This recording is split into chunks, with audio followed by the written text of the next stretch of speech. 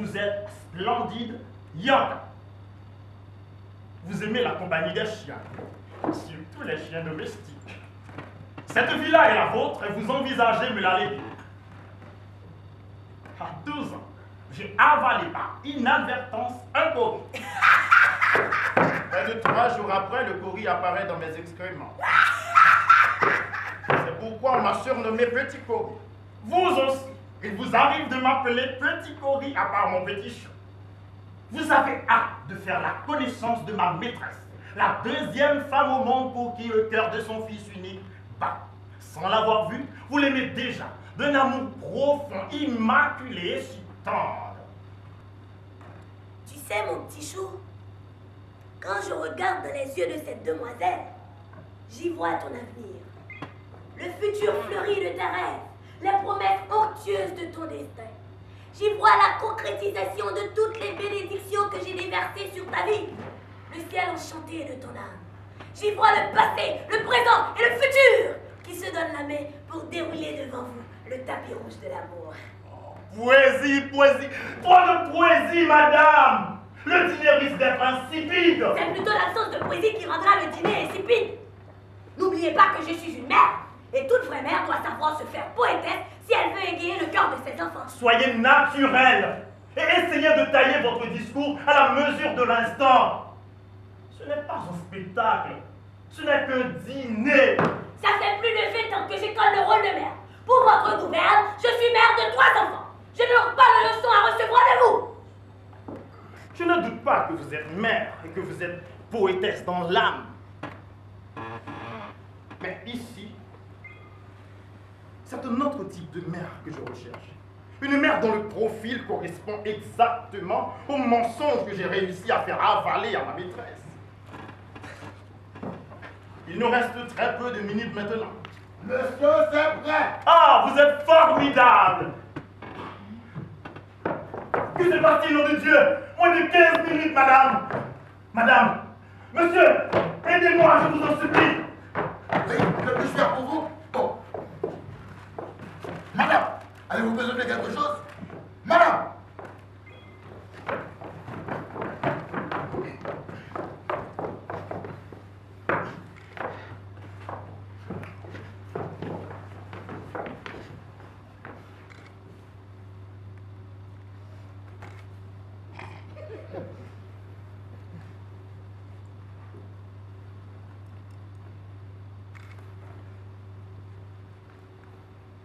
Relevez-vous, nom de Dieu! Madame! J'implore votre indulgence si je vous ai blessé par mes propos. Le dîner est imminent et je n'ai personne à qui recourir à part vous. Non! Monsieur, puis-je aller ouvrir le portail? Attendez! Ah, bon, allez ouvrir. Attendez, et combien de couverts avez-vous mis? 3. Mettez plutôt 2. Bon, allez ouvrir, vous le ferez plus tard. Et prenez tout le temps, traînez les pas avec elle.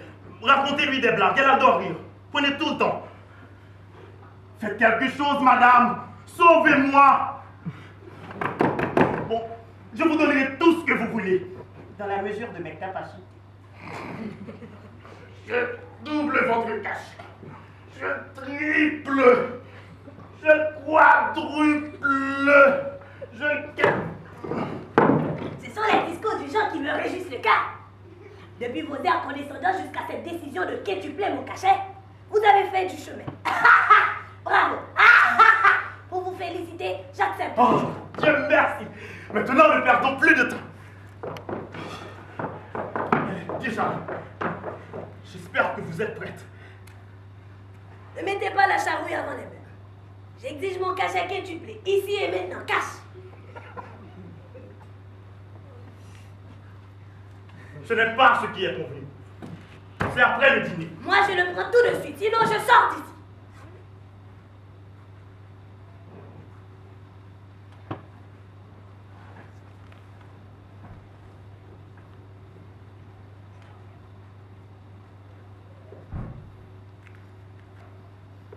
Vous accumulez les exploits.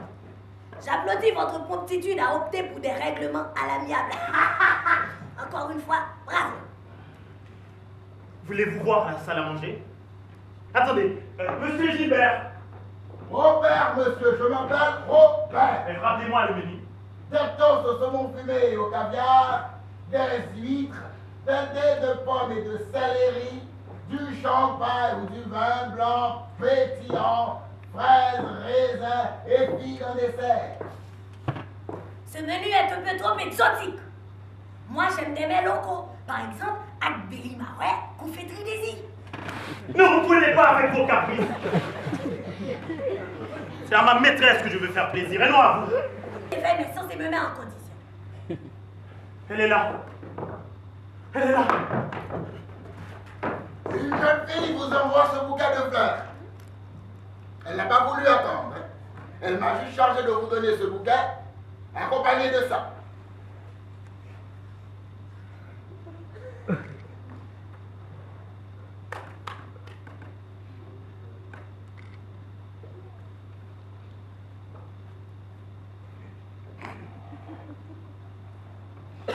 Vous l'avez vraiment vue?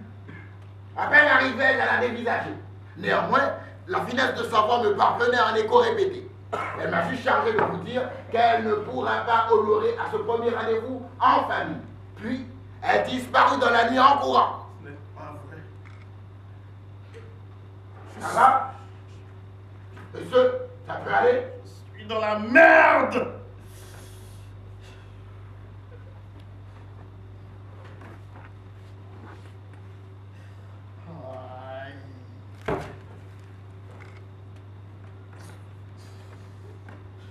À toi, Jérôme. Je ne serai pas au rendez-vous. Je ne peux pas y être, car je n'ai aucune envie de tomber sous le coup de la loi. Tu connais la nouvelle loi, j'espère. Chaque botomien devra se contenter de sa femme et chaque botomienne devra se contenter de son mari. Je sais que tu es marié, c'est pourquoi j'ai peur. Cette nouvelle loi me fait peur. Contente-toi de ta femme, je te retourne ce bouquet de fleurs que tu m'avais offert pour me faire la cour. Adieu.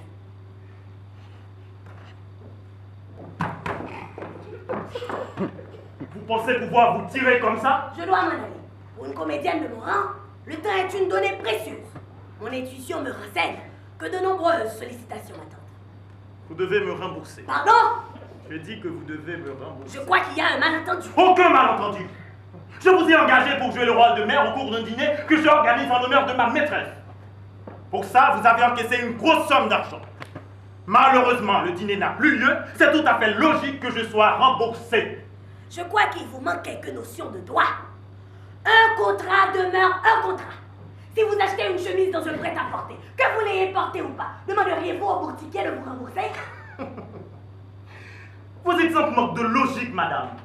Vous voulez dire que vous êtes un prêt-à-porter? Les services d'une comédienne de mon rang fonctionnent comme un prêt-à-porter. Une fois l'argent encaissé, il ne ressort plus. Ciao. Vous me mettez dans un pétrin. Vous avez exigé plus qu'il n'en fallait. Je n'ai plus grand-chose en poche maintenant.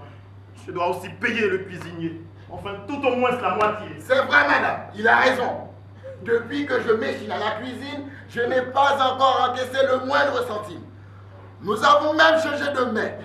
Tout ça, ça fait beaucoup d'argent. De plus, je n'ai pas fini de payer la propriétaire de cette villa. Il me reste la moitié à verser. La location de cette villa m'a coûté la barbe de Dieu, je vous assure. Si le rendez-vous avait lieu, je ne crois pas que vous me demanderiez de vous rembourser. Dans ce cas, comment comptez-vous aller payer les services du cuisinier? Le dîner n'a plus lieu. C'est pourquoi j'organise... Oui, oui, madame. Oui, c'est pourquoi je demande cette faveur. Oh, toutes mes excuses, madame. Je n'ai pas oublié que c'est un contrat. Alors je vous payerai, ne vous inquiétez pas. Oui, je vous verserai la moitié restante dans 2 heures, exactement 2 heures. Voyez ce qui m'arrive? La propriétaire à présent sur le jeu. Si vous ne me laissez pas partir, je serai obligé de réduire cette villa ensemble. Oh, pitié, madame, ne le cassez pas, je vous en prie, ne le cassez pas. Maintenant, vous allez me laisser partir? Bien sûr, madame. Mais avant, je vous prie de déposer cet appareil. Déposez-le calmement. Nous pouvons nous comprendre. Mes dettes sont déjà énormes. 50 000 francs. Que ferais-je avec 50 000 francs de pareil engrenage? Ça peut bien faire quelque chose. Moi, je n'aime pas. Avant que vos poches ne soient totalement sèches, je dois vite prendre cet argent. Cet argent me revient.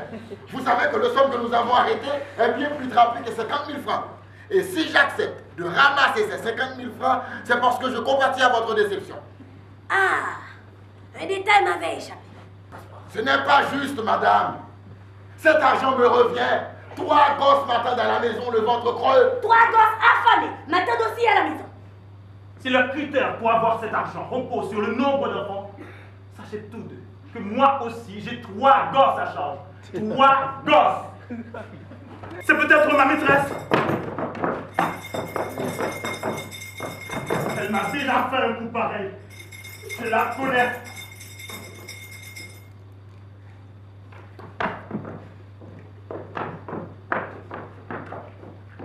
Monsieur le cuisinier, pouvez-vous aller ouvrir? Si seulement vous me faites la promesse de me remettre cet argent.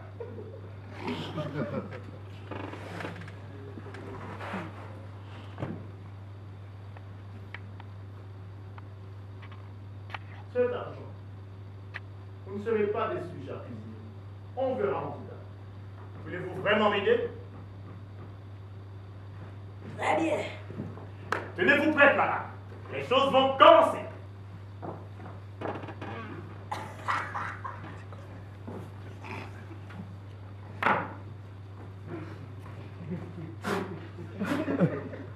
C'est un dresseur. Il réclame son argent et son chien. Il menace de vous offrir un concert de sodomie tant qu'il n'aura pas son argent et son chien. Puis avoir mon argent.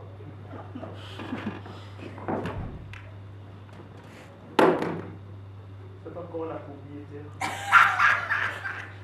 Ces déchets humains, cette ordure d'une conne potoir. Espèce de bâtard enculé, fils de chien. Véritable démon. Vous délirez, madame. Démence. C'est une démente que j'ai engagée comme comédienne. Qu'avez-vous au juste? La rage, la vengeance, les trompés des colons d'Italia, de lui arracher les gonades. Pourquoi les gonades? Oui, les gonades. Celles qui lui permettent de labourer chaque fois les petites salopes de la ville. Celles qui lui permettent de planifier des somptueux dîners dédiés à l'adultère. Qui êtes-vous au juste?